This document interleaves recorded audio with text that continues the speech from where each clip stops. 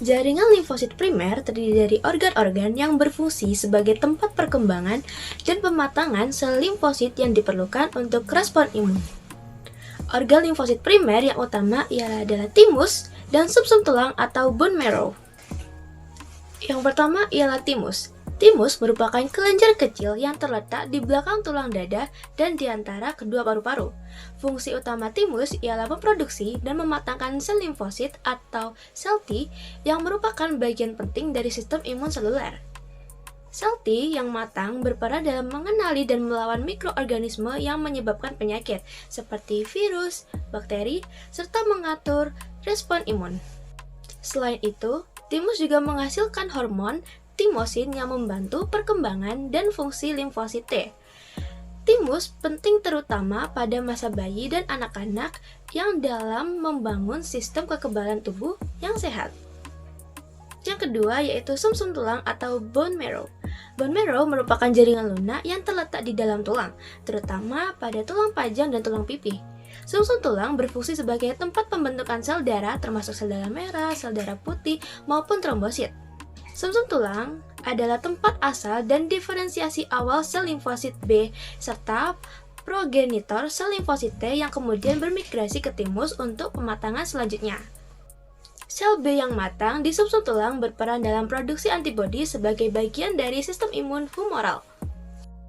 Baik, selanjutnya saya akan menjelaskan ciri-ciri dari kelenjar timus dan bone marrow atau sumsum tulang. Seperti yang telah dijelaskan sebelumnya, kelenjar timus dan bone marrow atau sumsum tulang keduanya merupakan organ limfoid primer yang berperan besar dalam pembentukan dan pematangan sel-sel kekebalan tubuh.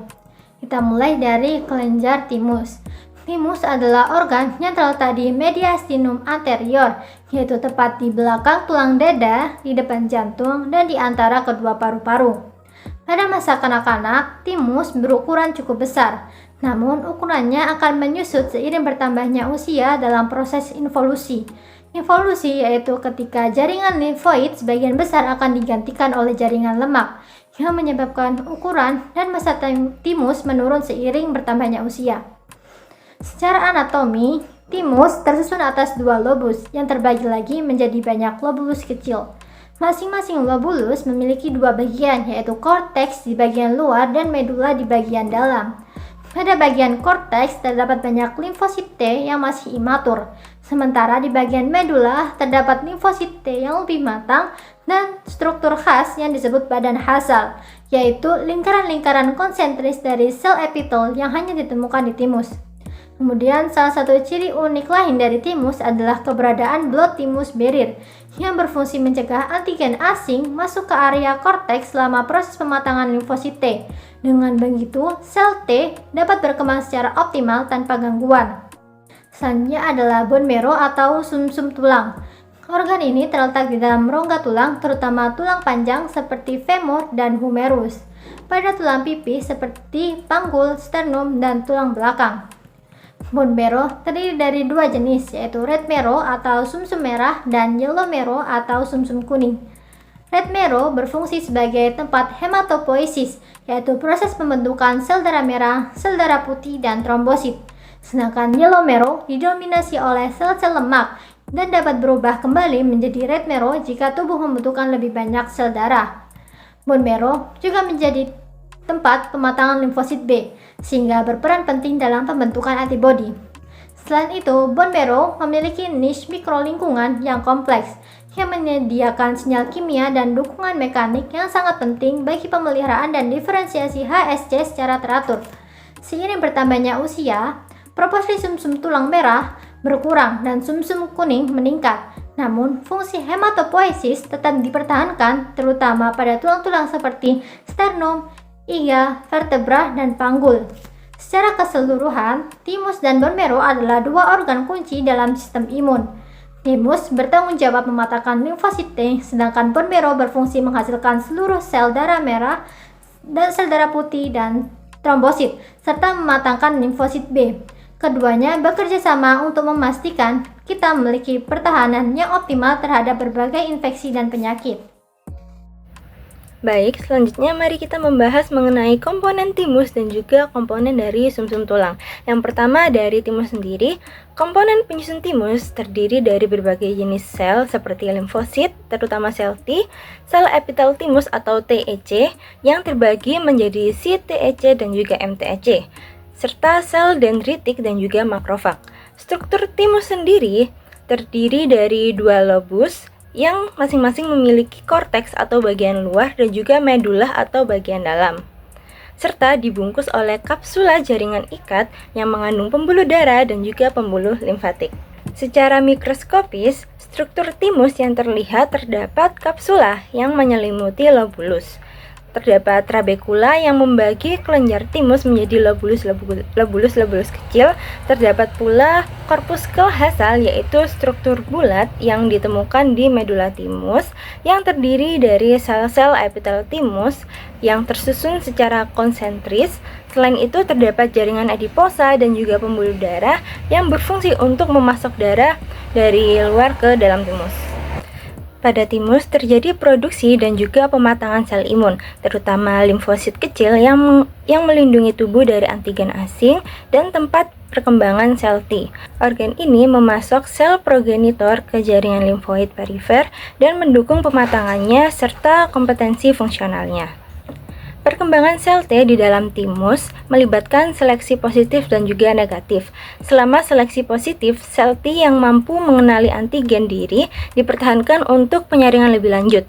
Sementara, sel T yang tidak memiliki afinitas reseptor yang sesuai dengan apoptosis, sekitar 95% sel T yang sedang berkembang dieliminasi pada tahap ini karena reaktivitas diri. Sel yang bertahan hidup kemudian menjalani seleksi negatif, di mana sel-sel yang mengikat antigen diri dengan afinitas tinggi juga dihilangkan untuk mencegah adanya autoimunitas. Hanya limfosit yang lolos kedua proses seleksi yang keluar dari timus. Sesampainya di perifer, sel-sel T dewasa ini akan teraktivasi sebagai respon terhadap patogen seperti bakteri dan juga virus. Bone marrow atau sumsum tulang merupakan jaringan lunak yang berada di dalam tulang. Jaringan lunak ini memiliki fungsi sebagai pusat produksi sel darah atau yang kita kenal dengan hematopoiesis. Bone marrow terdiri dari beberapa komponen utama. Yang pertama yaitu hematopoietic stem cell. Hematopoietic stem cell atau yang disingkat dengan HSC ini adalah sel induk utama yang menjadi awal mula semua sel darah dibentuk, mulai dari eritrosit, leukosit, dan juga trombosit. HSC ini memiliki dua kemampuan penting, yaitu memperbarui diri dan juga berdiferensiasi, atau berkembang menjadi berbagai jenis sel darah. Komponen kedua yaitu sel progenitor dan juga prekursor.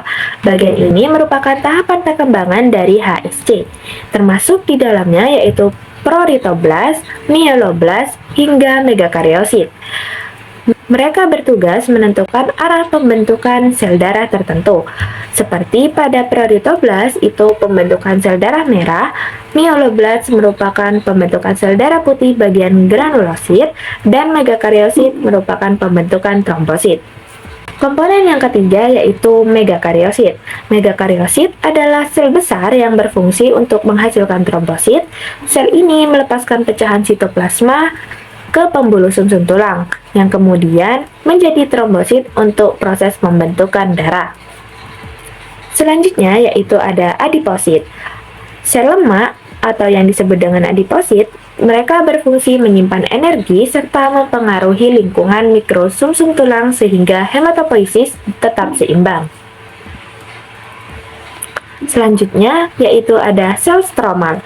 Sel stromal merupakan sel-sel pendukung yang terdiri dari fibroblas, sel retikuler, dan juga osteoblas, osteoklas, sel endotel, hingga makrofag. Tugas mereka adalah membentuk niche hematopoietik, yaitu lingkungan yang menjaga perkembangan sel induk darah tetap optimal. Selanjutnya yaitu serabut retikular. Serabut retikular tersusun dari kolagen tipe 3 menjadi kerangka pendukung sel-sel darah yang sedang berkembang. Ada juga sinusoid atau pembuluh darah sumsum tulang. Sinusoid merupakan jaringan pembuluh darah khas di sumsum tulang. Melalui sinusoid inilah sel darah matang akan keluar menuju peredaran darah. Terakhir yaitu makrofag bone marrow. Selain untuk membersihkan sel-sel yang rusak, makrofag di sini juga membantu erythroblastic island, yaitu struktur yang membantu pematangan sel darah merah.